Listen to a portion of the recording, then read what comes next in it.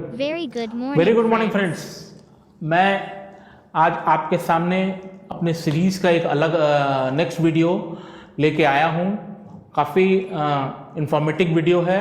अगर आप लोग इसको पूरा देखेंगे तो आप लोग को समझ में आएगा कि what is the basic difference between IPO and NFO.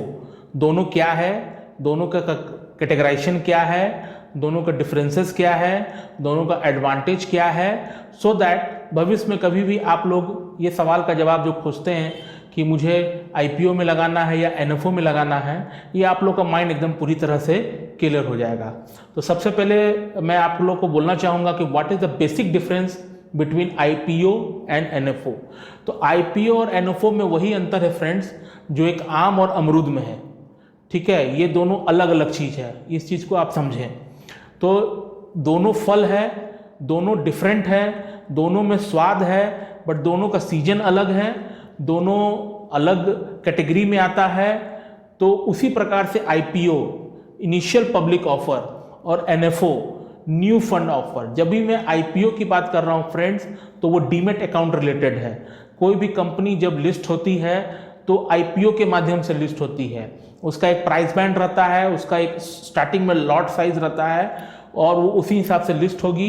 Example के तौर पर किसी भी कंपनी आज जो शेयर मार्केट में काम कर रही है वो कभी ना कभी लिस्ट हुई है।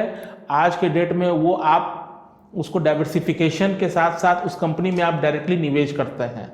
इसको हम लोग आईपीओ बोलते हैं, न्यू फंड ऑफर बोलते हैं।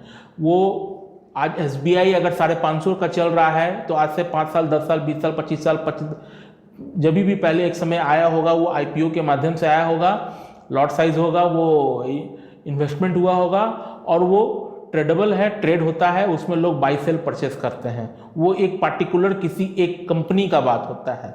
लेकिन जब मैं एनएफओ की बात करता हूँ, न्यू फंड ऑफर की बात करता हूँ, तो न्यू फंड ऑफर जब भी आता है उसमें एक जैसे कि वहाँ रेट होता है, यहाँ नैब होता है। वहाँ रेट पर्टिकुलर किसी एक शेयर का अगर वो 100 रुपये है तो यहाँ नैब होगा, नेट एसेट वैल्यू होगा। उसका 10 रुपये से शुरुआत होता है और वो ऊपर की ओर जाता है। ठीक है, तो इसमें आप म्यूचुअल फंड निवेशक जो म्यूचुअल फंड में लगाते हैं वो एनएफओ के माध्यम से म्यूचुअल फंड में लगाते हैं। इसमें डीमेट अकाउंट का कोई दरकार नहीं है, आपका केवाईसी बना होना चाहिए। आप एक नया निवेशक भी म्यूचुअल फंड में लगा सकता है, आपको डीमेट की कोई दरकार नहीं है। आप इसमें किसी पार्टिकुलर एक कंपनी का ना पैसा खरीद के, एग्जांपल के तौर पर अगर कोई मल्टी कैप या फ्लेक्सी कैप का न्यू फंड ऑफर आया है तो आप, जैसा कि मैंने आपको अपने पुरानी वीडियो में बताया था कि फ्लेक्सी कैप में लार्ज मिड एंड स्मॉल में फ्लेक्सिबिलिटी रहती है, मल्टी में लार्ज मिड स्मॉल में आप तीनों में से पैसा लगा सकते हैं। उसी प्रकार आप एक छोटा भी अमाउंट, एसआईपी का अमाउंट, मिनिमम इन्वेस्टमेंट, लो इन्वेस्टमेंट, 1000 रुपये तक का investment, diversified investment, different category different fund में लगा सकते हैं। 10 के नैप से लगा सकते हैं, अर्ली इन्वेस्टर बन सकते हैं। डाइवर्सिफिकेशन के साथ साथ आप सारी फैसिलिटी को अवेल किया सकता है इसमें।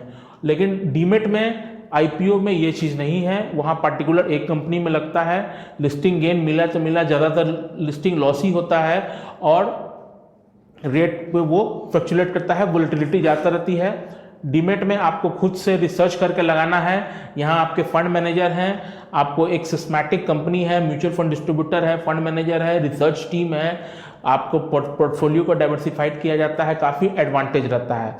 आई होप ये छोटा सा वीडियो आप लोगों को समझ में आया होगा कि what is the basic difference between mutual IPO and NFO, initial public offer and new fund offer. तो आइंदा कभी भी अगर इस तरह से सवाल आप लोगों के मन में आता है फ्रेंड, तो ये मेरा वीडियो को रिकॉल कीजिएगा, देखिएगा, चैनल को लाइक और सब्सक्राइब कीजिए ताकि भविष्य में आप लोग को आम, अमरूद और इस तरह में डिफरेंस पता चले कि दोनों में बेसिक डिफरेंस क्या है।